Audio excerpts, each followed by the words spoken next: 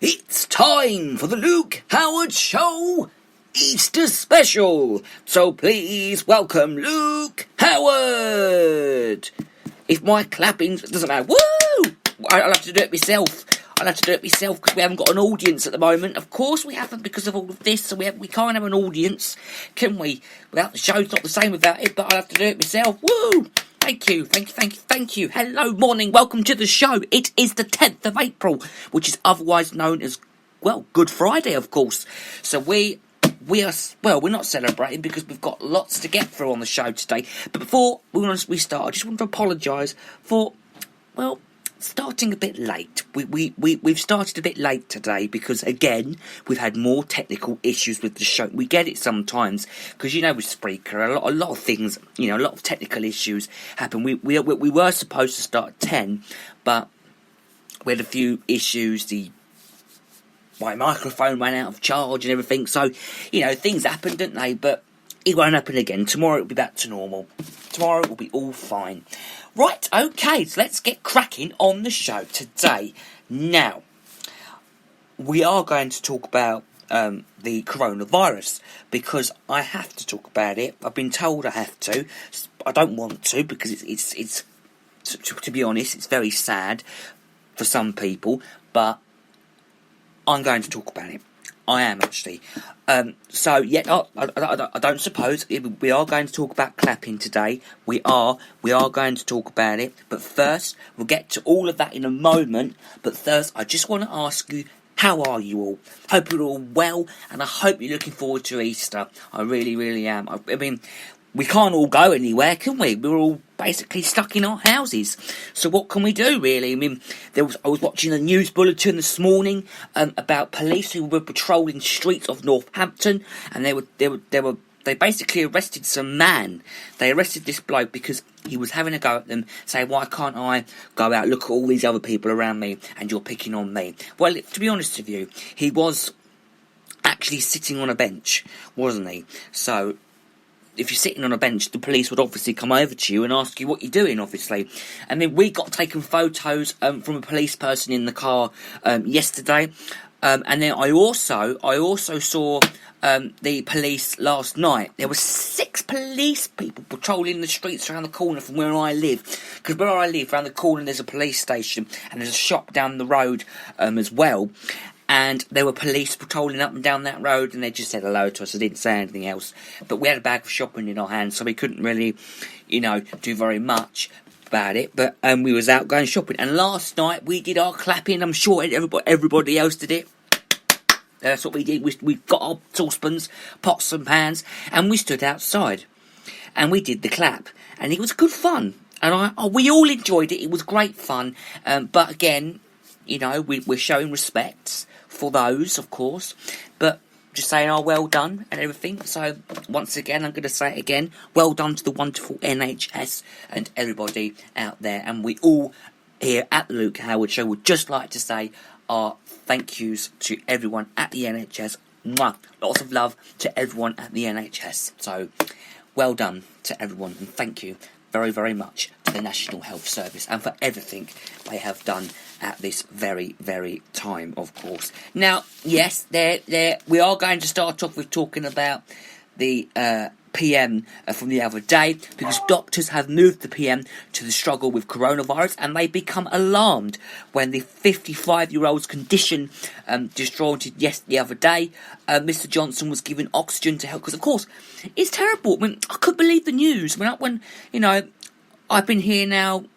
I've been off, you know, because I finished the show on Saturday, and then Sunday, he got taken to the hospital, and then I've only just heard about it, really. Well, actually, I heard about it the other day, obviously, because it was on the news, and now and then they said that it became alarmed when the condition degraded the other day, and Mr. Johnson was given oxygen to help with his breathing. This is at St Thomas's Hospital in South London.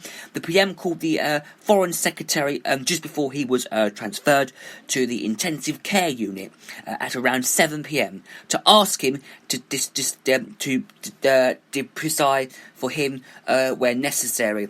Later, it was understood that Boris, whose fiancée Carrie Simmons, whose Well, she's accepting her baby very soon, and she was still conscious or not on ventilation, but doctors were preparing a ventilation unit to be ready to this should this condition. Now they're opening up a new lots of new places, and it's apparently a very good place where it's meant to be. These new buildings they're building up in Manchester somewhere.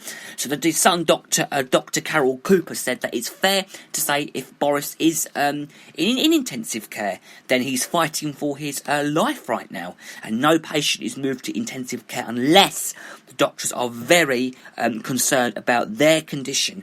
Now, COVID-19 is a new infection, and we don't know everything about it, but the experience so far shows that if improvisations develop from the second week onwards, and they're saying that they are potentially very serious. Today is the 12th day.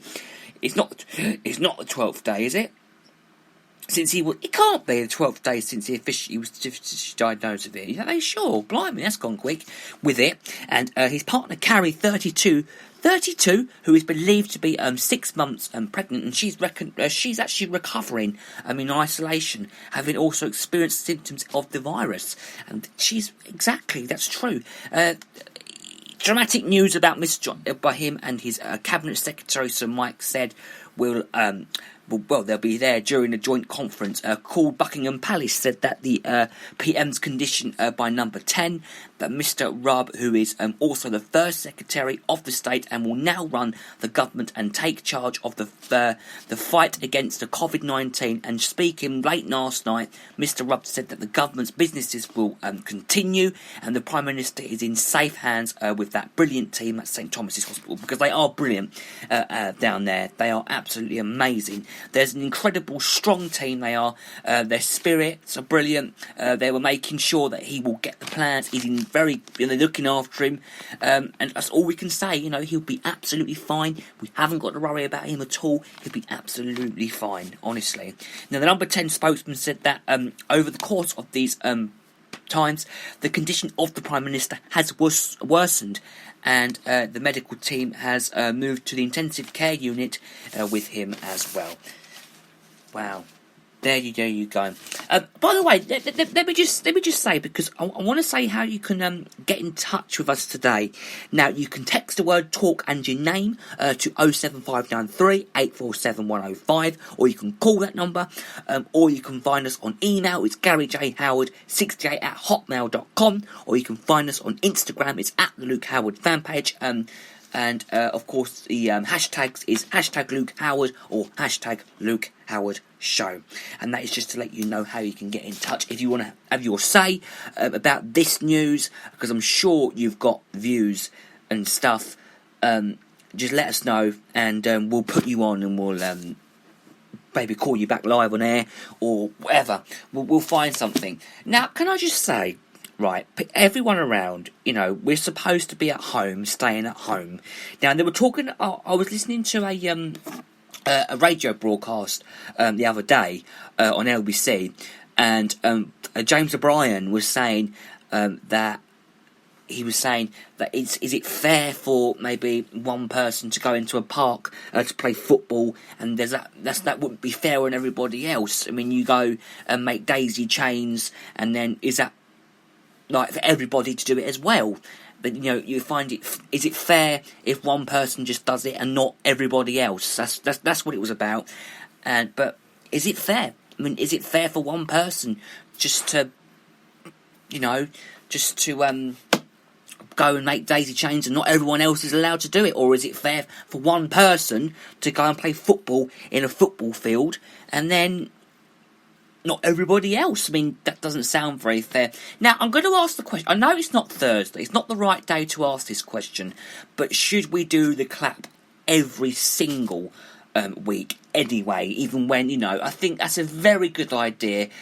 Because I shouldn't ask the question today because today's not the right day. We should really keep this till Thursday next week and then ask it then. But that's basically, should we do the clap every single Thursday, 8 o'clock anyway? Because I actually think that's a very good idea. I think we should. I'm going to leave that question actually till next week, until next Thursday, and then on the show then I will ask you about it and what you think, because I don't actually want to talk about that now because it's not Thursday and it's not the right day, but I will save that till next week and then we will talk about it then. Now, going back, because Happy Clappy, are we talking about that one now? Oh, okay. So we'll talk about this one now, because a mother has died during labour after being infected with coronavirus. Now, this is terrible, and then we'll go to the Happy Clappy after as well.